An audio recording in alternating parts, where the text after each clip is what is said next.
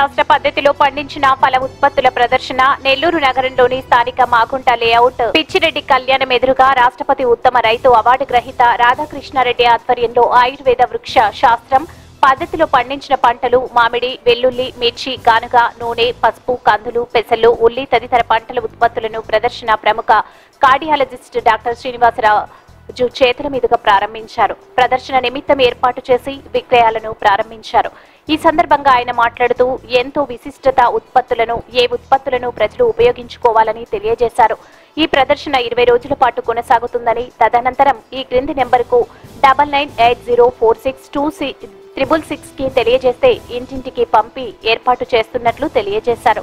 ఈ కార్యక్రమంలో నెల్లూరు నగరానికి చెందిన ప్రముఖులు అధిక సంఖ్యలో పాల్గొని జయప్రదం చేశారు.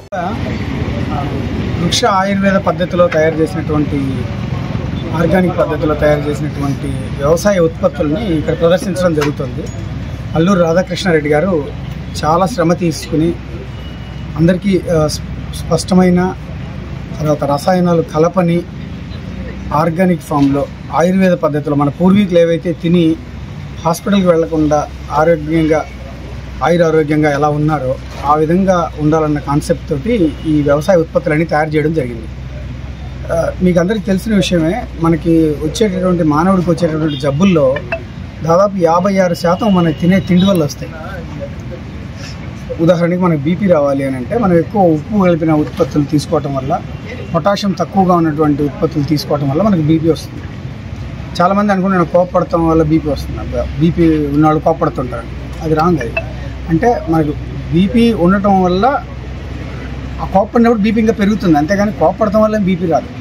బీపీ రావడానికి మనకు ఫుడ్లో ఉన్నటువంటి ఈ లవణాలు కానివ్వండి, సోడియం అనేది ఎక్కువ తీసుకోవటం వల్ల.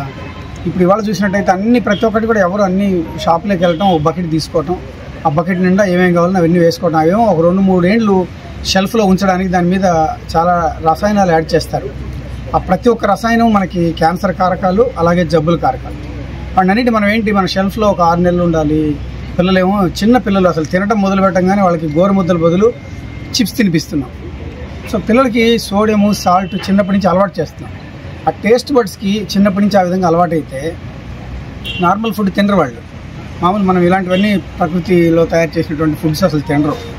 కాబట్టి ఇదంతా ఏంటంటే జబ్బులు మనం రావాలి అని అంటే, ఒక గుండె జబ్బు రావాలంటే కనీసం 10 సంవత్సరాలు మనం చెడ్డ అలవాట్లో, లేకపోతే స్మోకింగ్ చేయటమో, లేకపోతే కొలెస్ట్రాల్స్ని పెంచుకోవటమో, లేకపోతే మంచి ఆహార పదార్థాలు తినకపోవడం వలన గుండె జబ్బు వస్తుంది. అది రావడానికి ముందు ఒక 10 ఏళ్ల కృషి ఉంటుంది మనం చేసే పని. ఇవన్నీ కూడా ప్రతి ఒక్కరు కూడా అవగాహనతో ఉండాలి. ఇంత చక్కగా అన్ని దేశీయ ఉత్పత్తులతో చాలా చక్కగా ఎక్కడెక్కడి నుంచో దాని బ్రీడ్స్ అని తీసుకొచ్చి ఆయన చాలా శ్రమపడి ఇవాళ ఇలాంటివన్నీ మనకు ఒక చోట దొరకడం కష్టం. అన్నీ ఒక చోట అందుబాటులో ఉన్నాయి. మంచి ఉత్పత్తులు, వీటిల్లో ఎటువంటి చెడు ప్రభావాలు ఉండవు. ఎందుకంటే అవన్నీ న్యాచురల్ పద్ధతిలో తయారు చేయబడినవి. ప్రకృతి మనకిచ్చే ప్రతి ఒక్కటి కూడా స్వచ్ఛమైందండి, దాన్ని మనం కల్తీ చేస్తే తప్ప.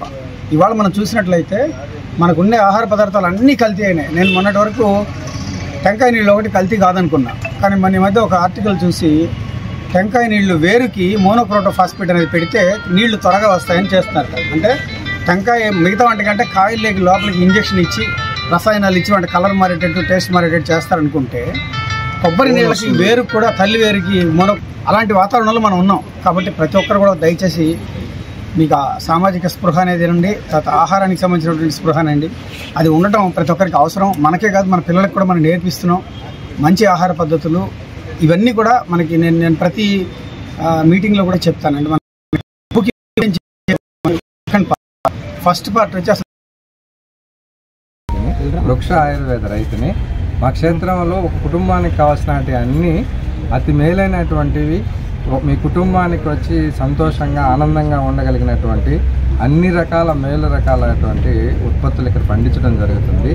ఇవి మీరు కొద్ది కాలం తీసుకుంటే మీకే మార్పు వస్తుంది. కాన్సెప్ట్ ఏంటంటే మనం తీసుకునే ఆహారం ఔషధంలాగా ఉండాలి అనే కాన్సెప్ట్లో, అదే అమృతంలాగా మన ఒంటికి పనిచేయాలి అనే కాన్సెప్ట్ ఇది. ఆ ఔషధం అంటే ఔషధ గుణాలు ఉండేటువంటి విత్తనాలనే మేము తీసుకురావడం జరిగింది.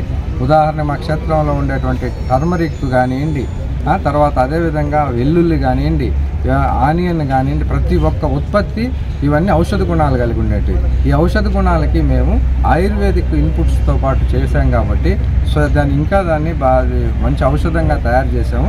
అందువల్ల ఏంటంటే మీరు స్వచ్ఛందంగా ఇది తీసుకోవచ్చు, ఏ ఆలోచన లేకుండా మంచి మీ ఆరోగ్యాన్ని కాపాడుకోవచ్చు. ఈ కార్యక్రమానికి ఇచ్చేసినటువంటి శ్రీనివాసరాజు గారికి మేము పోయి ఇన్విటేషన్ ఇచ్చిన వెంటనే ఆయనకి ఎంతో బిజీగా ఉన్నా కూడా మమ్మల్ని మన్నించి దీనికి గొప్ప వ్యక్తిగా ఇక్కడికి రావడం ఏంటంటే ఇంత అవేర్నెస్ ప్రోగ్రామ్ సార్ ద్వారా కలిగించినందుకు నా జన్మ ధన్యమైంది అనుకుంటున్నాను. సార్ దీనికి రావడం ఆయనకు ప్రత్యేకంగా మీ పత్రికా ముఖ్యంగా అందరి మీడియా ముఖ్యంగా ప్రత్యేక ధన్యవాదాలు శ్రీనివాసరాజు గారికి తెలుపుతున్నాను.